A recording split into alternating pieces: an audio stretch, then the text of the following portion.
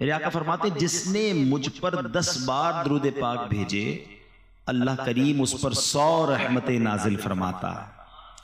और आगे फरमाया वमन सल्ला अलैहि मिअतन सल्लल्लाहु अलैहि अल्फा, जो मुझ पर 100 बार दुरूद पाक भेजे अल्लाह करीम उस पर 1000 रहमतें नाजिल फरमाएगा। वमन ज़ादा सबाबतन व शौक़न कुन्तु लहू शफ़ीअन व शहीदन यौमल क़ियामा, और जो शौक़ व मोहब्बत के साथ इसमें और ज्यादती करे तो क़यामत के दिन में इसका शफ़ी और गवाह होऊंगा। तो दुरूद पाक नबी पाक अलैहिस्सलाम की शफाअत लेने के लिए रहमतें और बरकतें हमारी लाइफ में हमारे साथ रहें, अगर आप चाहते हैं तो चलते फिरते उठते बैठते दुरूद पाक पढ़ते रहा करें। यहाँ मैं एक मशवरा दूंगा आपको। आजकल हम जब घर से निकलते हैं हमारे पॉकेट में कुछ चीज़ें बड़ी ज़रूरी हैं। मोटरसाइकिल है या गाड़ी है तो उसकी चाबी ज़रूरी है। शायद ज़िंदगी की सबसे अहम नीड मोबाइल तो बिल्कुल ज़रूरी है। उसके बाद पर्स वगैरह होता है और चीज़ें होती हैं। आप अपने जेब में एक इल्तिज़ाम कर लें, एक कंपल्सरी चीज़ का इजाफा कर लें, वो तस्बीह है। तस्बीह के बगैर आप घर से ना निकलें। और यकीन करें खास तौर पे जो काउंटर की तस्बीह होती है, अगर वो है प्लास्टिक की, अब तो बहुत छोटी सी आ जाती है, वो अगर आप अपने हाथ में रखें, जब भी तस्बीह आपके हाथ में होगी ना, आप इसको नोट करें, आप पढ़ना शुरू कर देंगे।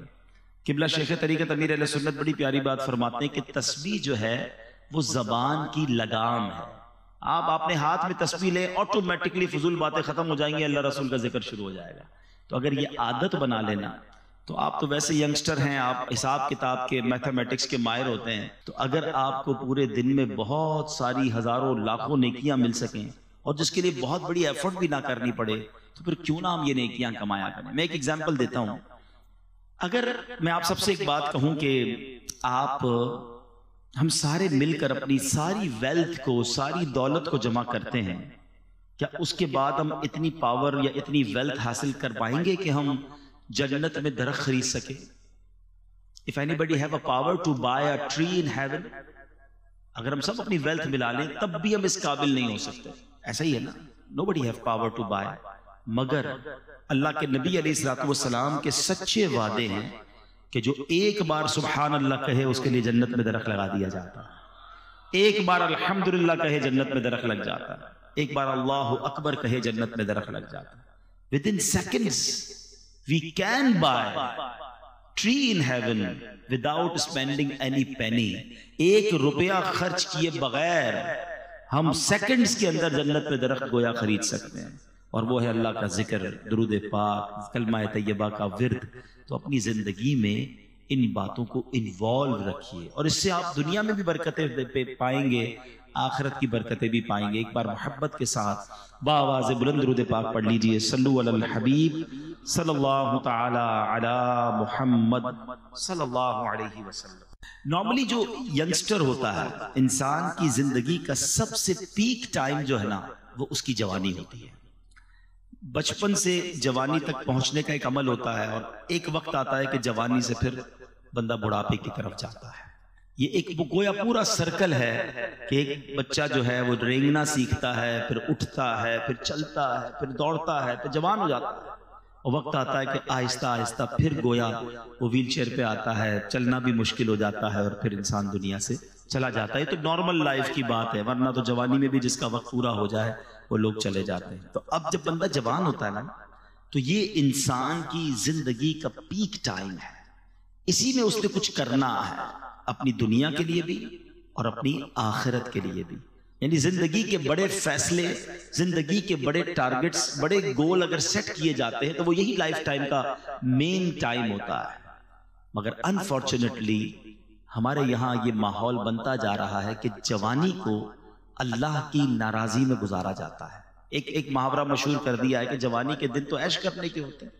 जवानी तो जनाब, जवानी तो मजे करने के दिन है। जवानी यकीनन मजे करने के दिन है, यकीनन एंजॉय करने के दिन है, लेकिन हमने अपनी इंजॉयमेंट को, अपने मजे को अल्लाह की नाफरमानी वाले कामों में तलाश कर लिया है और हमें लगता है वही मजा है। ऐसा नहीं है। जिसको अल्लाह के जिक्र का मजा मिल जाए, जिसको नमाजों का लुत्फ मिल जाए, जिसको तिलावत कुरान की चाशनी मिल जाए, तो वो वाकई उसे एंजॉय कर रहा होता है, वो अपनी जिंदगी के हसीन दिन गुजार रहा होता है। यकीनन आपने अपनी दुनिया के मामलात को भी सेटल डाउन करना है, लेकिन यहां भी ये बात जहन नशीन रहे कि हमें चाहे कारोबार करें, चाहे जॉब करें, चाहे स्टडी करें, चाहे जिंदगी के गोल सेट करें, हमने सबसे पहले ये रियलाइज करना है कि कहीं ये काम अल्लाह को नाराज तो नहीं कर देगा, क्योंकि खालिक वही है, मालिक वही है। अच्छा, जब नौजवान बैठते हैं ना तो एक डिस्कशन काफी होती है कि यार सक्सेसफुल कौन है, कामयाब कौन है, कौन लाइफ कामयाब गुजार रहा है, कैसी जवानी गुजारूं कि फिर अगली लाइफ बड़ी आसानी से गुजरे, सक्सेसफुल लाइफ कैसे मिलेगी।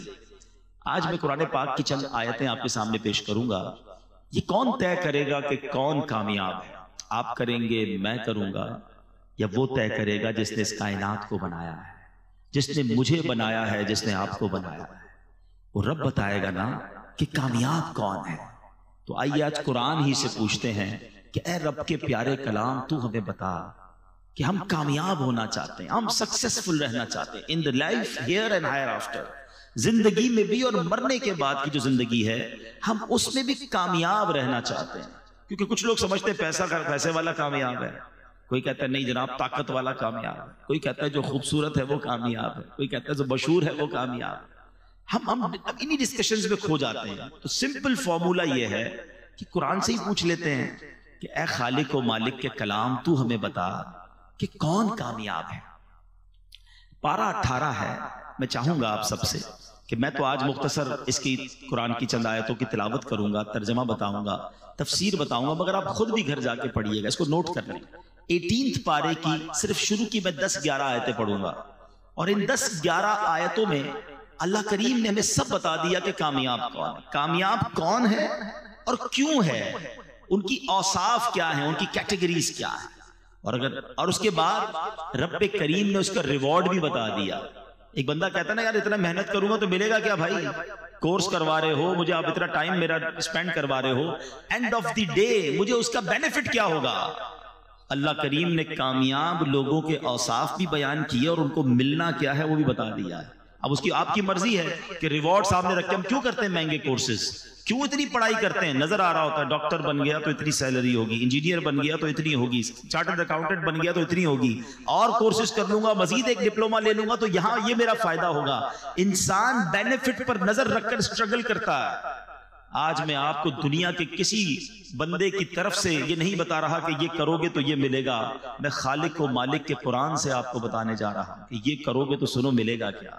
अब आपकी मर्जी है कि वो जो रिवॉर्ड है वो सुनने के बाद अगर इस लाइन ऑफ एक्शन को अपना लें तो फिर इंशाल्लाह खैर ही खैर। It's not very difficult, I am not telling you which one of the biggest और difficult formulas today, just I recite only 10 आयत इन फ्रंट ऑफ यू। 10 आयतें हैं, सिंपल है, कोई मुश्किल नहीं है। अगर वाकई गौर कर ले तो चंद बातें अल्लाह ने फरमाई हैं, इसको पूरा कर लें तो कामयाब हो जाने हैं। और अल्लाह के नजदीक जो कामयाब हुआ असल कामयाबी वही है। एक बात याद रखना, मुझे मेरे कुलीग्स कहें, मुझे मेरे फ्रेंड्स कहें, मेरे रिश्तेदार कहें कि बड़ा कामयाब आदमी है, और अल्लाह की बारगाह में मैं अगर कामयाब नहीं हूं, वो मुझसे नाराज है, तो उस कामयाबी का कोई फायदा नहीं है। और जिसको रब फरमा दे ना ये कामयाब है, अल्लाह के हबीब फरमा दे ये कामयाब है। हमेशा याद रखना, जिससे रब राजी उससे सब राजी। हाँ, हम सबको राजी करने के लिए बाज़-औक़ात रब को नाराज कर बैठते हैं। वी हैव टू डिसाइड कि हमें अल्लाह और उसके रसूल को राजी करना है। तो आइए कुरान की चंद आयतें हैं। पारा 18 है, सूरह मोमिनून। कुरान फरमाता है बिस्मिल्लाहिर्रहमानिर्रहीम, क़द अफ़लहल मुमिनून। पहली आयत अल्लाह फरमाता है बेशक ईमान वाले कामयाब हो गए। कामयाब कौन है? ईमान वाला। ऐ अल्लाह तेरा शुक्र हम ईमान वाले हैं। कितनी बड़ी नेमत है ईमान, है हम ईमान वाले हैं। ये फर्स्ट कंडीशन को हमने अचीव कर ली है, विदाउट एनी डिफिकल्टी और विदाउट एनी इसको आपका स्ट्रगल। अल्लाह ने मेहरबानी कैसी की कि हम किसी काफिर के घर में पैदा नहीं हुए, आंख खोली तो माँ बाप मुसलमान थे। ये अल्लाह की मेहरबानी है। हम में से किसी ने दुआ थोड़ी की थी पैदा होने से पहले, या अल्लाह जब भी पैदा कीजिए मुसलमान घराने में पैदा करना। बगैर मांगे अल्लाह ने मुझे और आपको मुसलमान बना दिया। कान ने पहली आवाज सुनी तो अल्लाह अकबर सुनी। तो कुरान कहता है कामयाब कौन है? बेशक ईमान वाले कामयाब हो गए। अब आगे ईमान वाले कैसे, ये आगे कुरान बताएगा, ठीक है। अच्छा, ईमान की बात पहले कर लेते हैं। हमेशा याद रखें, the most precious thing which we have, हमारे पास जो कुछ चीजें हैं उनमें सबसे कीमती चीज अगर कुछ है तो वो ईमान है। ईमान नहीं तो कुछ भी नहीं, ये हमेशा याद रखिएगा। आप जब तक ईमान की वैल्यू को फील नहीं करेंगे, आप उसकी सिक्योरिटी की फील नहीं करेंगे। मैं मिसाल देता हूं, आप में से, हम में से किसी के पास पुरानी मोटरसाइकिल हो, जहां चाहे खड़ी कर देता है। जब नहीं लेता है तो जरा ध्यान रखता है, लॉक भी लगाता है। गाड़ी ले ले तो और ख्याल शुरू हो जाता है। ज्यादा कीमती गाड़ी हो तो रात को उठ के सुना है लोग अपनी गाड़ी देख रहे थे, बाहर खड़ी है, ये खड़ी है, बहुत महंगी है ना, है। नॉर्मल मोबाइल है तो किसी भी जेब में रख दिया। महंगा मोबाइल लिया तो बयान के दौरान भी हाथ लगा के चेक करते हैं, हाँ अभी भी है, खैर है, गया नहीं है। क्यों? जितना कीमती चीज है उतनी उसकी फिक्र है। ये इंसान की फितरत है। इट्स ओके, पैसे थोड़े होते जेब में रखते हैं, ज्यादा होते बैंक में रखते हैं, लॉकर में रखते हैं। लेकिन अगर वाकई हमने ये माना है कि हमारी सबसे कीमती चीज हमारा ईमान है, तो I have one question for all of you. फिर मेरा आपसे सवाल है कि कब ईमान की हिफाजत की फिक्र की है? कब सोचा यार सिक्योर है कि नहीं, कुछ छीन तो नहीं लेगा? कभी जिस तरह चीजों को चेक करते हैं, यार मोबाइल है, पैसे हैं, गाड़ी है, बैंक बैलेंस मंगा रहे होते हैं लोग, या चेक कर लो सब ठीक है। लेकिन कभी कोई ऐसा हमने अपनी बैलेंस शीट निकाली ईमान की, यार ईमान भी ठीक जा रहा है कि नहीं, कोई गड़बड़ तो नहीं हो गई, कुछ छीन तो नहीं रहा, चला तो नहीं जाएगा? अब हो सकता है आप में से किसी के जहन में ख्याल आए कि क्या ईमान भी छीन सकता है? ये तो नई बात बता रहे हैं आप। जी जनाब, अल्लाह के हबीब अलैहिस्सलाम की मैं आपको पहले एक दुआ सुनाता हूँ। पहले प्यारे आका कौन है? जिनके सदके मुझे और आपको ईमान मिला है ना। तेरे सदके में आका सारे जहां को दीन मिला। अरे उनके सदके दीन फैला है, हम ईमान वाले उनकी वजह से हैं। मगर वो दुआ करते थे, या मुक़ल्लिबल क़ुलूब सब्बित क़ल्बी अला दीनिक। ऐ दिलों को फेरने वाले, मेरे दिल को अपने दीन पर साबित कदमी अता फरमा। अब जरा सोचिए कि अल्लाह के हबीब ये दुआ कर रहे हैं कि या अल्लाह दिल फिर ना जाए। ये मेरी और आपकी तालीम के लिए कि मेरी उम्मत तो ये दुआ करे ना। हमने कब दुआ की? या अल्लाह ईमान सलामत रखियो, ईमान की हिफाजत रहे, खुदारा इसकी हिफाजत की फिक्र करे। ये शैतान जो है ना इतना मरदूद है कि इसका अल्टीमेट गोल यही है कि वो हमारा ईमान स्नैच कर ले, ईमान छीन ले, क्योंकि उसने जहन्नम में जाना है और वो चाहता है कि वो हमें भी साथ ले जाए। और उसके लिए उसने बड़े प्लान किए हुए। पहले याद रखिए, उलमा फरमाते हैं, हदीस का भी मजमून है कि जब बंदा गुनाह करता है ना, उसके दिल पर एक सियाह नुक्ता पड़ जाता है, दूसरा करता है, फिर तीसरा करता है, फिर, और जब कंटिन्यू करता रहता है तो एक वक्त आता है उसका दिल सियाह हो जाता है। अब उस पर हिदायत की कोई बात असर ही नहीं करती है। और फिर उलमा कहते हैं जो गुनाहों वाली कसरत के साथ जिंदगी गुजारता है, डर है कि मरते वक्त उसका ईमान जो है वो छीन लिया जाए। हमेशा याद रखें। अच्छा, ये सिर्फ नबी पाक का अंदाज नहीं था, बड़े बड़े सहाबा इकराम, औलिया इकराम। मगर हम में से किसने दुआ की कि अल्लाह ईमान सलामत रखियो, कब्र में ईमान लेकर जाऊं?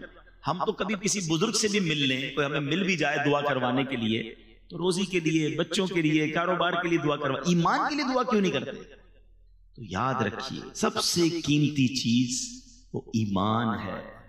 गानों में, लतीफों में, चुटकुलों में, कॉमेडी शो में अब बड़े ऐसे कुफरिया कुलमात आ गए। मेरे टॉपिक नहीं है, वरना मैं इसी पर पूरा बयान आज कर दूं। और ये बयान भी होने चाहिए और ये भी हमारी नॉलेज होनी चाहिए कि वो कौन से तरीके हैं जिससे ईमान से बंदा खारिज हो जाता है। कुफरिया कलमात आज मजाक मजाक में, जिसको देखो जन्नत, दोज़ख, फरिश्तों, रसूलों, अंबिया, मादअल्लाह, मजाक उड़ा रहा होता है, लतीफे सुना रहा होता है।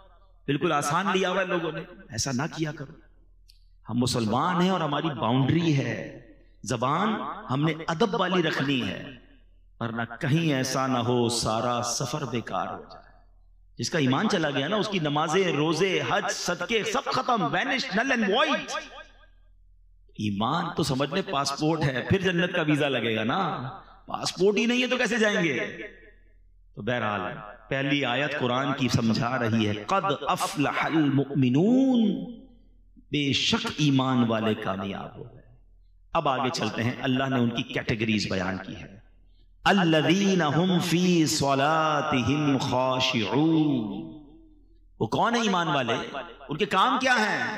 पहला वस्फ अल्लाह कुरान में फरमाता है, जो अपनी नमाज में खुशू व खुजू वाले, फोकस करते हैं, नमाज को प्रॉपर पढ़ते हैं।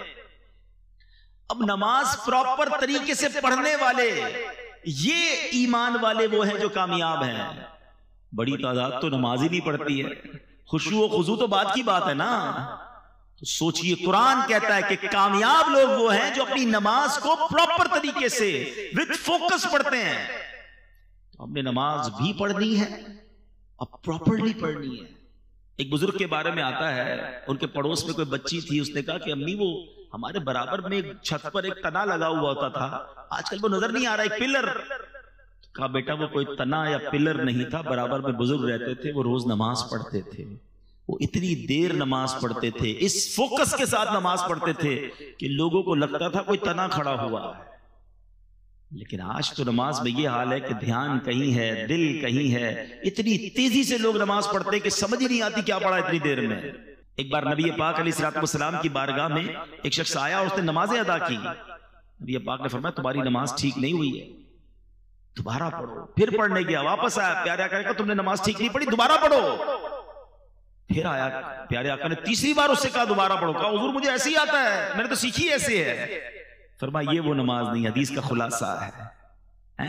इत्मीनान से रुकू करो, इत्मीनान से सजदा करो, इत्मीनान से क़याम करो।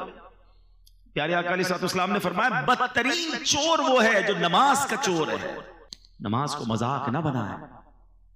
नमाज ये अल्लाह की बारगाह में हाजिरी का वक्त है। इसको एहतमाम कीजिए, इसको गोया सेलिब्रेट कीजिए। मिसाल के तौर पे आपको वजीर आजम बुला ले, कोई वजीर आला बुला ले, कोई मिनिस्टर बुलाए, कितना तैयार होके जाते हैं। पूरे मोहल्ले को पता चल जाता है किसी बड़ी दावत में जा रहे हो तो इतने परफ्यूम लगाकर, इतने इतर लगाकर लोग निकलते हैं। वो वाले कपड़े इस्त्री करूंगा, वो वाले जूते पहनने, यार ये तो पिछली दावत में पहन लिए थे, अब जरा दूसरा कलर पहनना है। सब एहतमाम है। नमाज पढ़ते वक्त ना लिबास का ख्याल है, न सफाई का ख्याल है, न तवज्जो है। ऐसा ना करें, अपनी नमाज की हिफाजत करें, प्रॉपर तरीके से पढ़ें। एक मैं फार्मूला भी बता देता हूं। कुछ लोग कहते हैं यार नमाज पढ़ते हैं तो ध्यान कहीं और होता है। वो चुटकुला मशहूर है ना कि एक शख्स था, वो उसकी जमात चली गई, इशा की जमात, दुकानदार था, वो रोने लगा। लोगों ने कहा अब जमात चली गई इसलिए रो रहे हैं। कहते जमात चली गई इसलिए नहीं रो रहा, रोज इशा की नमाज में इमाम साहब तिलावत करते थे, मैं दुकान का हिसाब करता था। अब इमाम साहब ने नमाज तो पढ़ा दिया, मुझे खुद अपनी नमाज भी पढ़नी पड़ेगी, अलग से हिसाब भी करना पड़ेगा। तो मसला ये कि नमाज में सारे ख्यालात आते हैं। तो इसकी वजह यह है कि हम नमाज के मतलब को नहीं समझते। अगर नमाज में जो हम तिलावत करते हैं ना, उसको तर्जमे से पढ़ लेना एक बार। मैं इसका एक मशवरा देता हूं, जो चाहते हैं कि उनका नमाज में ध्यान ना बटे, तो एक फार्मूला यह है कि आप 30वां पारा, कुरान पाक का 30वां पारा और सूरह फातिहा, इसको प्रॉपर तर्जमे और तफसीर से 2-3 बार पढ़ लें। मैं आपको मशवरा भी दे देता हूं, तफसीर कुरान सिरातुल जिनान, ये मोबाइल फोन पर भी मौजूद है, इंटरनेट पर उसकी एप्लीकेशन भी मौजूद है, डाउनलोड कर लें, मंगवा लें। 2-3 बार पढ़ लें 30वां पारा। आप यकीन करें आपकी जिंदगी मजेदार हो जाएगी, क्योंकि नॉर्मली इमाम साहब 30वें पारे से ही कोई ना कोई सूरत तिलावत कर रहे होते हैं। अब जब वो सूरह फातिहा पढ़ेंगे ना, तो आपको पता चल जाएगा बात क्या हो रही है। अब जब वो आखिरी पारे की कोई आयत तिलावत करेंगे, आपको अंदाजा हो जाएगा कि कब्र का जिक्र है, हशर का जिक्र है, नेमतों का जिक्र है, जन्नतों की बात। वल्लाह मैं आपको दिल की बात बताऊं कि जो कुरान को समझते हैं ना, अच्छा कारी तिलावत जब कर रहा होता है ना, तो दिल नहीं चाहता इमाम साहब रुकू में जाएं, जी चाहता है अल्लाह की और बातें सुनाएं। कलामुल्लाह को क्या समझते हो, ये अल्लाह का कलाम है। तो कलामुल्लाह को एक बार तर्जमा तफसीर से पढ़ ले, कम से कम एटलीस्ट 30th पारा पढ़ ले, तो आप फोकस होना नमाज में शुरू हो जाएंगे। आगे चलते हैं, 3rd आयत। आगे फरमाया वल्लज़ीना हुम अनिल लग़्वी मुअरिदून, और वो जो फजूल बात से मुंह फेरने वाले हैं। अब ये सेकंड लिस्ट बहुत लंबी नहीं है, आपको आज फोकस करके बयान सुने। यार वो चेक लिस्ट बना लेता हूं कि वो कौन सी चीजें हैं जो कंप्लीट करने पर रिवॉर्ड का ऐलान है वो मुझे मिल जाए, और अल्लाह करीम ने जिन लोगों को कामयाब कहा, मैं उन कामयाब लोगों में शामिल हो जाऊं। ठीक है, सेकंड लिस्ट क्या फरमाया, वो लोग जो फजूल बात से मुंह फेरने वाले हैं। अहादीस में क्या खूबसूरत हदीस है कि प्यारे आका फरमाते, आदमी के इस्लाम की अच्छाई में से ये है कि वो ला यानी चीज छोड़ दे, यानी जो चीज कारामद ना हो उसमें ना पड़े, जबान, दिल और दीगर आजा को बेकार बातों की तरफ मुतवज्जे ही ना। क्यों मुझे उस गली में जाना है, उस गली का पता क्यों पूछना, जाना ही नहीं है, सारी रात बैठे हैं, फजूल बातें हो रही हैं। अच्छा, उन फजूल बातों में गीबतें भी हो रही हैं, बदगुमानियां हो रही हैं। जरा सोचें, मुझे मेरे पास जिंदगी को मैंने इतना सस्ता क्यों समझा हुआ है कि जनाब मेरे घंटों सिर्फ गपशप में निकल जाएंगे। दुनिया भर के कारोबार की मालूमात रखनी है। आज सोने का दाम क्या रहा, तो डॉलर का रेट क्या रहा, तो तेल का क्या दाम रहा। अरे भाई, तुम्हारे कुएं हैं जो तुम रोज तेल का रेट चेक करते हो यार।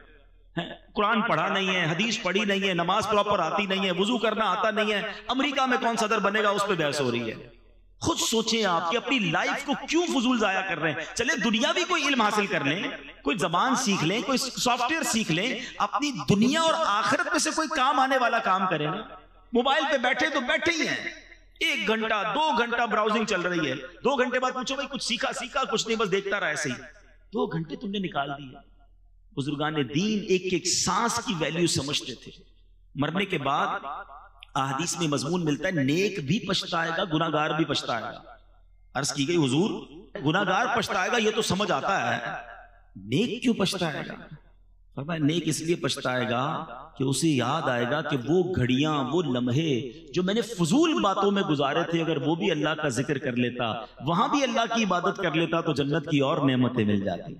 थोड़ी देर पहले मैंने बताया ना कि एक सुभान अल्लाह कहने से जन्नत में दरख्त लग जाता है। आप 1 घंटा आपने फजूल गुजारा, कितनी नेकियां कर सकते थे। देखिए, जिसका माइंड सेट बन जाए ना कि जिंदगी को प्रॉपर गुजारना है, और यूथ से तो मैं बिलखुसूस ये गुजारिश करूंगा कि खुदारा इस वक्त की वैल्यू बनाइए, अपनी नॉलेज के लिए, अपने इल्म के लिए, अपनी स्किल्स के लिए, और साथ साथ अपनी आखिरत के लिए। इस वक्त को जाया ना कीजिए, ये यूं निकल जाएगा वक्त। अब तो दुनिया में एक फिनोमिना, एक फॉर्मूला बड़ा मशहूर है, यूनिवर्सिटी ऑन व्हील। लोग ट्रेवल के दौरान पढ़ रहे हैं। आप यूरोप जाएं, आपने अगर दुनिया के मुल्कों का सफर किया हो, ट्रेन के अंदर, बस के अंदर आपको कोई मोबाइल पे खेलता नजर नहीं आएगा। नॉर्मली कोई ना कोई किताब पढ़ रहे होंगे, वो कान लगाकर कोई स्पीच सुन रहे होंगे, ताकि उस आधे घंटे और घंटे की क्लास को लेकर आगे जाके कोई डिप्लोमा हासिल कर लें, कोई जनाब उस वक्त का भी इस्तेमाल कर लें। अगर इसी तरह दुनिया और आखिरत के नफे का जहन बन जाए। मैं एक एग्जाम्पल देता हूं, तले तहदी से नेमत के लिए अर्ज करता हूं, अल्हम्दुलिल्लाह मेरी कुछ ना कुछ ये आदत भी है, ताकि आपको एक मजीद इंकरेजमेंट मिले। कि मिसाल के तौर पे आप कहीं गए और किसी ने कहा कि जनाब आप जरा 10 मिनट बैठे, मैं आ रहा हूं। ठीक है, जाइए। अब हम इस 10 मिनट में क्या करते हैं? मोबाइल निकाला और मोबाइल पे बस कुछ ना कुछ देखना शुरू कर। 10 या 15 मिनट बाद भी आएगा, मेरे को टेंशन नहीं है। लेकिन अगर जहन बना हुआ हो ना कि यार मेरे मोबाइल में अगर कुरान पाक होगा तो 7 से 8 मिनट में सूरह यासीन की तिलावत हो जाती है। ये बंदा 10 मिनट बाद आएगा, मेरे नामा अमाल में 10 कुरान पाक पढ़ने का सवाब लिख दिया जाएगा। क्योंकि हदीस पाक में आता है जो एक बार सूरह यासीन की तिलावत करे उसे 10 कुरान पाक का सवाब मिलता है। क्यों 10 मिनट जाया करूं भाई? तो अपनी जिंदगी के लम्हात को यूज कीजिए। अल्लाह करे जहन बन जाए कि 2 रकत नफल पढ़ लूं तो मुझे और अल्लाह के करीब हो जाऊंगा, कुछ मजीद दुरूद पाक पढ़ लूं, कुछ कलमा तैयबा का विर्द कर लूं। तो ये कुरान पाक की आयत याद रखें कि वो लोग जो फजूल बातों की तरफ तवज्जो नहीं करते, फजूल कामों से इल्तिफात नहीं करते। और आप दुनिया के कामयाब तरीन लोगों की अगर लिस्टें उठा लें, चाहे वो साइंस में कामयाब हुए हों, कारोबार में कामयाब हुए हों, अरे स्पोर्ट्स में कामयाब हुए हों, या इल्म दीन और फतवे की दुनिया में कामयाब हुए हों, अगर वो कामयाब हुए ना तो आप हिस्ट्री उठा के देखिए, उन्होंने वक्त को जाया नहीं किया होगा। उन्होंने अपने, हम सोते रहे वो काम करते रहे, वो उस वक्त भी प्रैक्टिस करते रहे और किसी ना किसी फील्ड में कामयाब हो गए। वर्ल्ड रिकॉर्ड होल्डर बन जाते हैं लोग, दुनिया में इजाद करते हैं किसी चीज को। इसी तरह बड़े बड़े मुफ्तियाने किराम, मुफस्सिरीने किराम, दीन का बड़ा काम करने वाले, वो अपनी नींद से सेक्रीफाइस करते हैं, अपनी सेहत से सेक्रीफाइस करते हैं, अपने वक्त को मॉडिफाई करते हैं, और उसी लाइफ के अंदर वो 400 साल नहीं जिए, उनके पास 48 घंटे नहीं है, हमारी तरह 24 घंटे उनके पास भी हैं। कोई 60-70 साल जिंदगी नॉर्मल लाइफ उन्होंने गुजारी, मगर वो काम कर दिया कि सैकड़ों साल तक उनका नाम बाकी रहता है। वो शायर कहते हैं ना, मुसाफिर शब को उठते हैं जो जाना दूर होता है। जिसको बड़ा काम करना है ना वो फजूल काम नहीं करता, जिसको करना ही कुछ नहीं है। कुछ लोग हैं ऐसे, क्या कर रहे हो? कुछ नहीं कर रहा हूं। ठीक है, फिर यही करते रहो। अगर कुछ करना है तो फिर अपने टाइम को मैनेज कीजिए। कुरान कह रहा है कि कामयाब वो हैं जो फजूल बातों की तरफ तवज्जो नहीं करते। अब आगे चलते हैं। थर्ड, 2 कैटेगरीज हो गई। थर्ड कुरान क्या कहता है? वल्लज़ीना हुम लिज़्ज़काति फ़ाइलून। कुरान कहता है वो जो ज़कात देने का काम करने वाले हैं, सुभान अल्लाह, अपने मालों की प्रॉपर ज़कात निकालें, क्योंकि ज़कात देने वाले भी कामयाब लोग हैं। अल्लाह ने माल दिया है ना, तो अब ज़कात में पसोपेश ना करें, ज़कात को बोझ ना समझें, ये माल का मैल है। और जो अल्लाह की राह में खर्च करता है उसका माल मल्टीप्लाई हो रहा होता है। हदीस पाक है, वैसे तो नबी पाक जो फरमाए हक है, मगर इस मामले में तो प्यारे आका ने कसम उठाकर फरमाया कि मैं अल्लाह की कसम खाकर कहता हूं, अल्लाह की राह में माल खर्च करने से माल कम नहीं होता। तो ये तय हो गया, ये कंपलसरी है कि जो खर्च करने वाला है वो खुद ही दुनिया में देख रहा होता है कि उसका मल्टीप्लाई हो रहा होता है। मगर कुछ बदनसीब ऐसे भी होते हैं कि जिनको ज़कात भारी पड़ती है। ओ हो, रमजान आ गई, 10 लाख रुपए देने पड़ेंगे। उस अल्लाह के बंदे को कौन समझाए कि अल्लाह के बंदे तुझे रब ने 4 करोड़ दिए तो 10 लाख ज़कात बनी है ना। है तुझे तो सजदा शुक्र करना चाहिए था कि मेरे मौला तूने ये दिन दिखाए कि मैं ज़कात देने वाला हूं, तूने मुझे ज़कात लेने वाला नहीं बनाया। मैं आप सबसे पूछता हूं, क्या आपने गरीबों में पढ़े लिखे नहीं देखे, समझदार नहीं देखे, नमाजी नहीं देखे? अरे हमसे बहुत ज्यादा अच्छे हैं, मगर उनके पास पैसे नहीं है, वो मांग रहे होते हैं, बेचारे कर्जे में होते हैं। उनको देखकर तो आंखों में आंसू आने चाहिए कि अल्लाह मैंने ऐसा क्या किया कि तूने मुझे देने वाला बनाया, मांगने वाला नहीं बनाया। और जब ज़कात की बारी आए तो खुश दिली के साथ, ओपन हार्टेडली एंजॉय करते हुए कि या अल्लाह तूने ऐसा करम किया मुझ पर कि मैं तेरी राह में खर्च करने वाला बना। बोझ समझकर खर्च कभी ना करना, वरना कहीं ऐसा ना हो ये सदके, ये खैरात, ये ज़कात भी जाया कर दी जाए। अच्छा, फिर ज़कात और सदका दें मगर किसी का दिल ना दुखाएं, एहसान न जताएं। कुरान ही कहता है, या अय्युहल्लज़ीना आमनू ला तुबतिलू सदक़ातिकुम बिल मन्नि वल अज़ा। ऐ ईमान वालों, अपने सदके जाया ना करो। सदके कैसे जाया हो जाते हैं? पैसे दिए, अकाउंट में गए, स्लिप भी आई, अब कैसे जाया हो गया? फरमाया एहसान जताकर और तकलीफ पहुंचाकर। कुछ बदनसीब ऐसे होते हैं, चंदा देते हैं, मदद करते हैं, कर्जा देते हैं, हेल्प करते हैं, फिर उसे याद भी दिला रहे हो, याद है ना कर्जा दिया था तेरे को, भूल तो नहीं गया, नौकरी मैंने लगाई थी, मेरे पास आया था फटे चप्पल पहनकर, आज किधर पहुंच गया है, याद है ना स्टार्ट मैंने करवाया था। तौबा तौबा तौबा, इसलिए दिया था कि एहसान जताना है। सारे सदके बातिल, डिलीटेड, कुरान कह रहा है। और इससे तो उल्टा गुनाह भी हो रहा है, उसकी दिल आजारी भी हो रही है। कभी किसी को ये ना कहना, अगर किसी को दिया है ना तो इस नीयत से देना, या अल्लाह तेरी मेहरबानी तूने मुझे इस काबिल बनाया। सच्ची बात पता है क्या, हमसे जो डोनेशन लेकर जाते हैं, असल मेहरबानी तो उनकी है, हमारे माल का मैल लेके जा रहे हैं, प्रॉपर जगह पर लग रहा है, मेहरबानी तो उनकी है, हम उन पर एहसान क्या कर रहे हैं? तो कभी भी अपनी ज़कात को, अपने डोनेशन को अपने ऊपर बोझ ना समझे, इसको एंजॉय करें, शुक्र अदा करें और इसे अदा करें। क्योंकि कुरान जिन कामयाब लोगों की फहरिस्त बयान कर रहा है, उसमें एक कैटेगरी वो है जो ज़कात अदा करने वाले हैं। पूरी दीजिए। अच्छा, ये भी बड़ा मसला है, ज़कात देते हैं लमसम निकाल दी, नहीं जनाब हिसाब करें ना प्रॉपर। अच्छा, खुद हिसाब कैसे कर लेते भैया? अपने टैक्स रिटर्न खुद फाइल करते हैं, क्यों वकील हायर किया है? खुद ही फाइल कर लिया करें ना हर साल। नहीं यार, वो जरा एक्सपर्ट है ना, सही बताता है, कोई गलती ना हो जाए, गलत हो गई तो फिर FBR का नोटिस आ जाएगा। टैक्स रिटर्न के लिए वकील चाहिए, ज़कात खुद ही फाइल कर देनी है, खुद ही हिसाब कर लेना। एक बार किसी आलिम दीन से मशवरा कर लेना कि हजरत सोना इतना है, पैसे इतने हैं, प्रॉपर्टी इतनी है, कारोबार में पैसे इतने लगे हुए, मुझे बता दे, मेरे माल का मैल निकल जाए, कोई रह ना जाए, और थोड़ी ज्यादा निकाल दिया करो। लेकिन कोई ना कोई, असल बात वही है, दिल इतना गिरफ्तार होता है बाज़-औक़ात माल की मोहब्बत में कि बंदा रास्ता ढूंढ रहा होता है किधर से ज़कात कम हो जाए। अरे तुम रास्ता ढूंढ लोगे, अल्लाह तो देख रहा है ना। यार ये प्रॉपर्टी किराए पे दे दो, ताकि ये किराए पे चली गई ना तो इसकी ज़कात नहीं जाएगी, ये फला को दे दो, ये बीवी को दे दो, ये इसको दे दो, ज़कात से निकल जाएगी। तुम निकाल लोगे, नहीं दो, अल्लाह तो देख रहा है कि ये बंदा कोशिश क्या कर रहा है कि कहीं से ज़कात कम हो जाए। मजा यह है कि बंदा बोले यार ज़कात भी दूं, सदका भी दूं, कोई और काम नेकी का और ले जाओ मुझसे। अच्छा, ये डोनेशन देते वक्त ये वाकई बड़ा अहम पॉइंट है। इंसान है, हम सारे इंसान हैं, माल की मोहब्बत हमारे अंदर बिल्टन है, इसीलिए इसके अजर, इसके सवाब बड़े करार दिए गए। आप अगर चाहते हैं ना कि आपका माल इंश्योर्ड हो जाए, लोग पूछते रहते हैं यार इंश्योरेंस करवानी चाहिए नहीं करवानी चाहिए। आओ मैं आपको एक बड़ी प्यारी मदनी इंश्योरेंस बताता हूँ।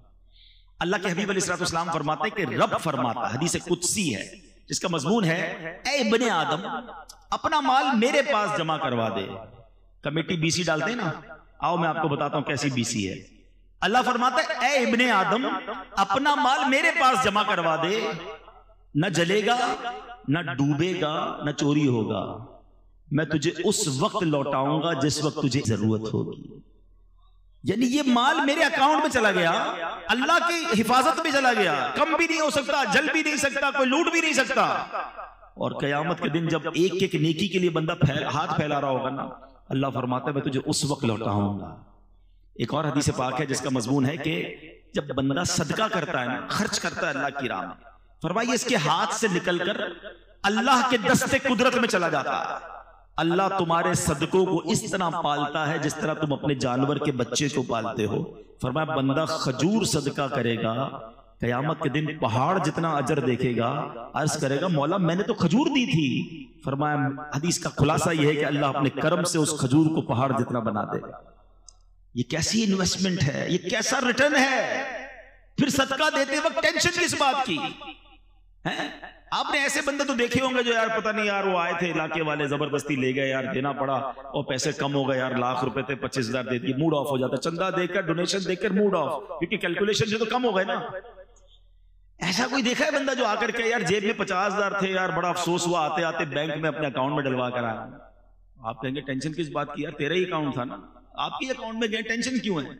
अगर जिस दिन ये माइंडसेट बन गया ना कि ये जेब से निकलकर मेरे ही अकाउंट में गए हैं, तो देने का कभी टेंशन नहीं होगा। आपको मजा आ रहा होगा यार थोड़े और डाल दूं आखिरत के अकाउंट में, थोड़े आज कमाए ज्यादा है थोड़े और डाल दूं। लोग कहते नहीं नहीं भाई ज़कात दे दिए अगले साल आना, हाँ रोक लेते हैं यार। जब अल्लाह देने में नहीं रोक रहा तो तुम खर्च करने में क्यों रोक रहे हो। इसे हदीस पाक का मजमून है गिन गिन कर खर्च न करो, वरना वो रब्बे करीम भी तुम्हें गिन गिन कर अता फरमाएगा। जब वो दिए जा रहा है ना तो आप भी अल्लाह की राह में खर्च करते रहा करें। तो बहरहाल कुरान ने कामयाब लोगों की फहरिस्त में जो कैटेगरी बयान की, वो लोग जो ज़कात देने वाले हैं। आगे चलते हैं, अल्लाह फरमाता है वल्लज़ीना हुम लिफुरूजिहिम हाफ़िज़ून इल्ला अला अज़वाजिहिम औ मा मलकत अयमानुहुम फ़इन्नहुम गैरु मलूमीन।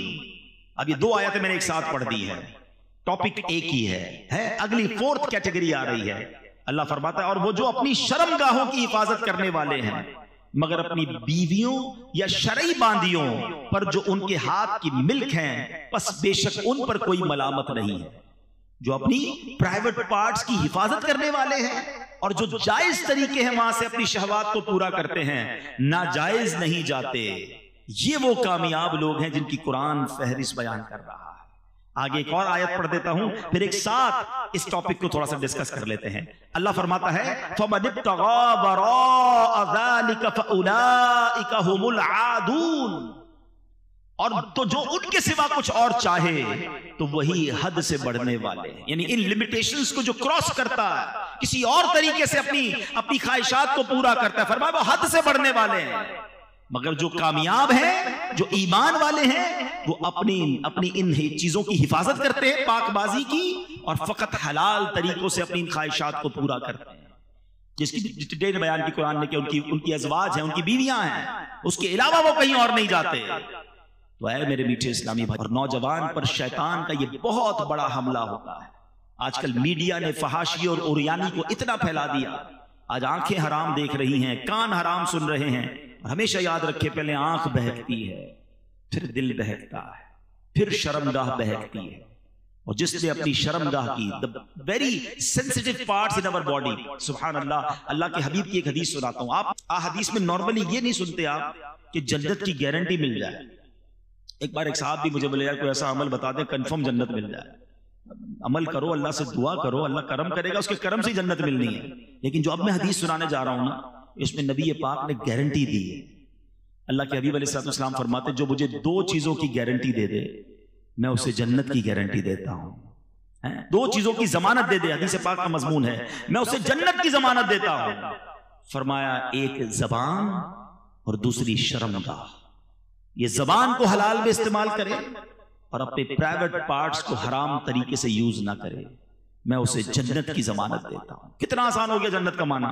चले जनाब, बहुत लंबी फहरिस्त से बाहर आ जाओ ना। जबान सही कर लो और शर्मगाह की पाकबाजी कर लो, अल्लाह के हबीब का वादा है जन्नत अता हो जाएगी। तो अब इसमें हाल यह है कि जबान हराम करते थकती नहीं, झूठ, गीबत, फहाशी, बेहयाई की बातें, दिल आजारियां और शर्मगाह की हिफाजत, इस कदर बुराई आम हो गई है। नहीं मेरे मीठे इस्लामी भाई, ये जवानी अल्लाह को नाराज करने के लिए अल्लाह ने नहीं दी। शैतान हमलावर होता है, यकीनन बड़ी ख्वाहिशात होती हैं बड़ा, लेकिन यही तो मुकाबला है ना। बंदा कहता है ना जवानी में चैलेंज लेना है तो लो ना चैलेंज, और शैतान को बताओ कि मैं शैतान का नहीं, मैं रहमान का बंदा हूं, और अपने आप को इन गुनाहों से बचाना, रोकना है अपने आप को, और यही अपने आप को बचाना इंशाअल्लाह आपको जन्नत में ले जाएगा। एक और हदीस पाक, नबी पाक अलैहिस्सलाम ने एक हदीस में कयामत के दिन अल्लाह के अर्श का साया जिन खुशनसीबों को मिलेगा ना, उन खुशनसीबों की कैटेगरीज बयान की। उसमें एक कैटेगरी ये भी है कि अल्लाह के अर्श का साया उस नौजवान को मिलेगा कि जिस नौजवान की जवानी जो है वो इबादत में गुजरी हो। जो जवानी इबादत में गुजारता है ना, उसको अल्लाह के अर्श का साया मिले। बुढ़ापे में इबादत करना कमाल नहीं है, असल कमाल जवानी में अल्लाह की नाफरमानी से बचना है। और क्या हमारे पास ये गारंटी? नौजवानों को कहो यार आप नमाज पढ़ा करें, आप गुनाह से बचें, तो कहता है भाई बूढ़ा होने के बाद तो मैंने अल्लाह ही करना है। ठीक है, लेकिन मैं आपसे पूछता हूं, आपके पास गारंटी है कि आप बूढ़े होंगे? आपके पास कितने दिन जिंदा रहने की गारंटी है? इतने पढ़े लिखे लोग बैठे, मैं एक सवाल कर लेता हूं, आप में से कौन कौन है जो इस बात की मुझे गारंटी देता है कि अगले संडे तक मैं जिंदा रहूंगा? कोई है? अच्छा, अगले संडे तक की गारंटी नहीं है। अच्छा, कल सुबह तक की तो होगी किसी के पास कि मॉर्निंग तक जिंदा रहूंगा? अच्छा, एक भी हाथ नहीं उठा है। अच्छा, किसी के पास ये गारंटी है इस हॉल से जिंदा बाहर जाऊंगा? ये भी नहीं है। आपको ये मालूम है कि आगाह अपनी मौत से कोई बशर नहीं, सामान 100 बरस का है, पल की खबर नहीं। जब पल की खबर नहीं है तो मुझे बताओ ना फिर कल की प्लानिंग क्यों कर रहे हो? 50 साल के बाद बस अल्लाह ही करना है, बस थोड़ा एंजॉय कर लो लाइफ को, शादी वादी हो जाए, उसके बाद बस मैंने बिल्कुल नमाज़ बन जाना है, गुनाह छोड़ देने हैं। आपके पास जब सुबह की गारंटी नहीं है तो ये प्लान क्यों लेट कर रहे हो? अमीर मुआविया रज़ी अल्लाह तआला अन्हु, मैं आपको इनका कॉल सुनाता हूं। एक बार आखिरी वक्त था, आपका बुढ़ापे की जिंदगी थी और बिल्कुल लास्ट स्टेज था, विसाल का वक्त करीब आया, तो आपने कहा मुझे उठाकर बिठाओ। तो लोगों ने यूं समझिए कि सहारा देकर बिठाया। तो आप बैठकर कहते हैं कि अल्लाह के जिक्र करने लगे और तस्बीह करने लगे, फिर रोने लगे और अपने आप से पूछते हैं कि ए मुआविया, अब बुढ़ापे और कमजोरी के वक्त में अल्लाह का जिक्र याद आया है? उस वक्त क्या था जब जवानी की शाख तरोताजा थी। हालांकि वो जवानी में भी इबादत करने वाले थे, मगर फिर भी अपने आप से कहते थे बुढ़ापे में रब याद आया।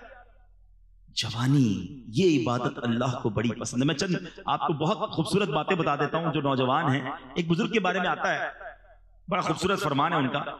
इब्ने रजब हम्बली फरमाते हैं कि जिसने अल्लाह को उस वक्त याद रखा जब वो जवान और तवाना था, अल्लाह अज़्ज़ व जल उसका उस वक्त ख्याल रखेगा जब वो बूढ़ा और कमजोर हो जाएगा। हाँ, अपना कहते ना यार जिंदगी ऐसी गुजारो बुढ़ापा अच्छा हो जाए। मैं आपको फॉर्मूला दे रहा हूं, जवानी ऐसी गुजारो कि अल्लाह नाराज ना हो, अल्लाह तुम्हें बुढ़ापे में भी तुम्हें संभालेगा, तुम पर करम फरमाएगा। एक बुजुर्ग के बारे में आता है, उनकी 100 साल उम्र थी, दांत सलामत, आंखें सलामत, कान सलामत, नजर सलामत। लोगों ने कहा हुजूर 100 ईयर्स आपकी एज है, आप इतने सेहतमंद कैसे हैं? फरमाया जब मैं जवान था ना, मैंने इन आज़ाब से गुनाह नहीं किए, मैंने अपनी आंखों से, हाथों से, अपने पैरों से, अपने जिस्म से गुनाह नहीं किया, अल्लाह को नाराज नहीं किया। जब बुढ़ापा आया अल्लाह ने मेरे सारे आज़ा सलामत रखे। Now it's up to you, आप कैसे यूज करना चाहते हैं इन ऑर्गन्स को? ये अल्लाह नहीं दिए है ना, ये तो तय है ना कि ये हाथ, पैर, जबान, शर्मगाह, आंखें, कान, एवरीथिंग व्हाटएवर आई हैव, सब अल्लाह ने दिया। जिसने दिया है वो हिसाब भी तो लेगा ना। आपकी मर्जी है कैसे इस्तेमाल कर रहे हैं। प्लीज, अब मैं आपको बड़ी कमाल की हदीस सुनाने जा रहा हूं। मैं जब भी इस हदीस को पढ़ता हूं, आए हाय हाय, मैं अपने लिए भी दुआ करता हूं, अल्लाह करे मुझे भी ऐसा बना दे, अल्लाह करे ये सादत हमें मिल जाए। 2-3 हदीसें हैं। प्यारे आका अलैहिस्सलाम का फरमान है कि अल्लाह तबारक व तआला अपनी मखलूक में उस खूबरू नौजवान, वो खूबसूरत जवान को अल्लाह ताला कितना पसंद फरमाता है, जरा सुनिएगा। माशाल्लाह बहुत खूबसूरत चेहरे वाले लोग बैठे हैं। अल्लाह करीम अपनी मखलूक में उस खूबरू नौजवान को सबसे ज्यादा पसंद फरमाता है जिसने अपनी जवानी और हुस्न जमाल को अल्लाह अज़्ज़ व जल की इबादत में सर्फ कर दिया। अल्लाह अज़्ज़ व जल फरिश्तों के सामने उस नौजवान पर फख्र फरमाते हुए कहता है, ये मेरा हकीकी बंदा है, आए हाय, अल्लाह करे कि अल्लाह हमें ऐसा, खुद अल्लाह की रहमत से ही बनेंगे, अल्लाह बना भी दे और फिर अल्लाह फरमाए फरिश्तों से कि ये मेरा हकीकी बंदा। एक और हदीस सुनिएगा, अल्लाह फरमाता, हदीस कुदसी है, मेरी तकदीर पर ईमान लाने वाला, मेरे लिखे पर राजी रहने वाला, मेरे दिए हुए रिस्क पर कनात करने वाला और मेरी रिजा की खातिर अपनी शहवाते नफसानी को तर्क करने वाला नौजवान मेरी बारगाह में मेरे बाज फरिश्तों की मानिंद है। यह है जवानी का इस्तेमाल, कि अपने आप को रोकना। आज बंदा कभी रुकता भी है ना तो अकेले में नहीं रुक रहा होगा, दरवाजा बंद हुआ, अब जो देखना है देख लो, जो करना है कर लो। कहते हैं किसी और कंट्री में चलते हैं, किसी और इलाके में चलते हैं, उधर कोई जानने वाला नहीं होगा। जिधर भी जाओगे अल्लाह तो देख रहा है ना।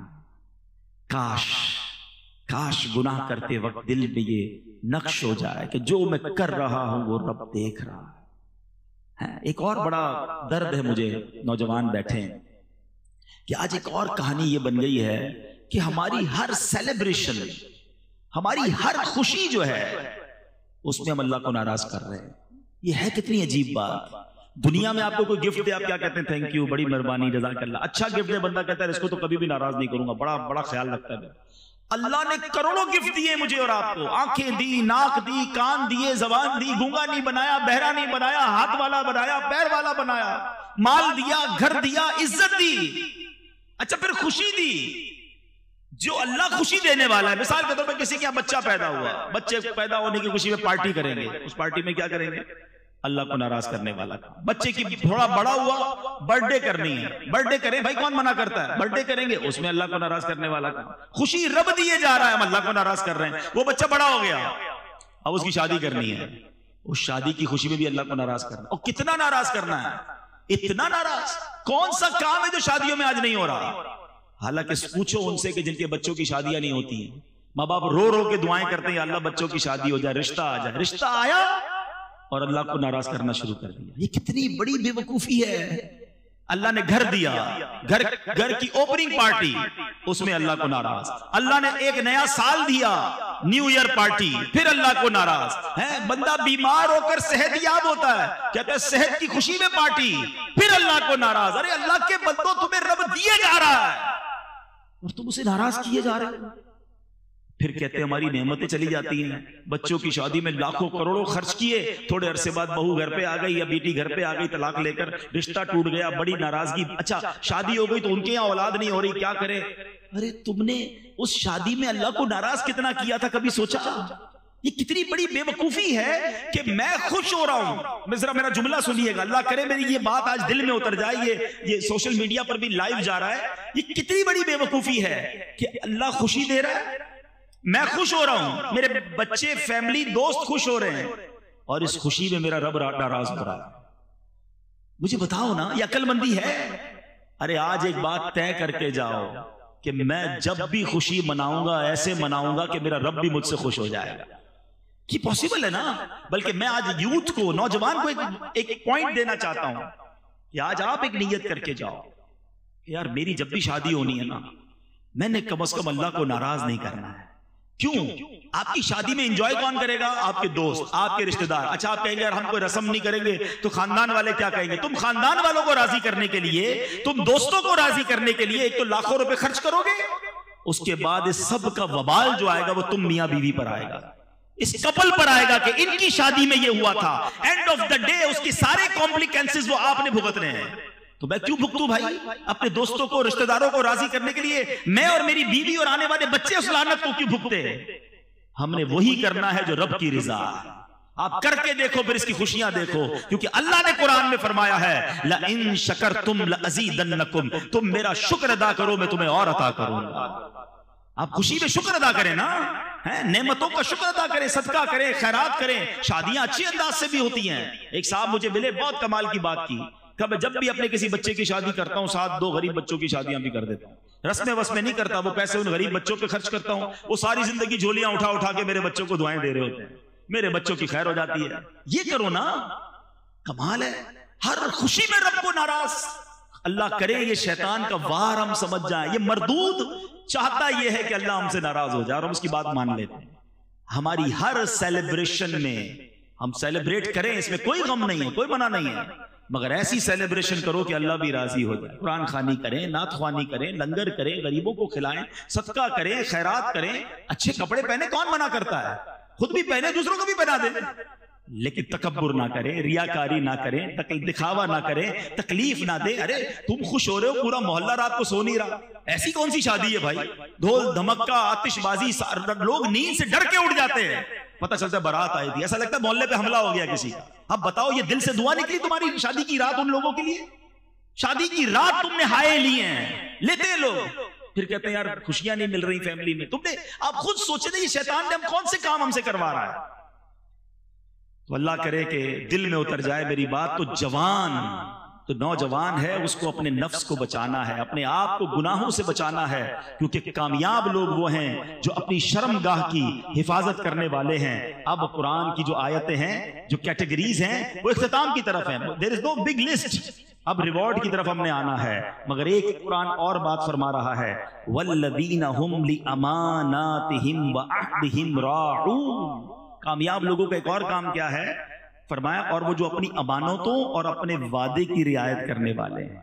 अमानत रखवाओ तो पूरी वापस लौटाते हैं, वादा करते हैं तो पूरा करते हैं। आजकल तो एक अजीब सा जुमला मशहूर है, वादा ही किया तो वफा हो गया।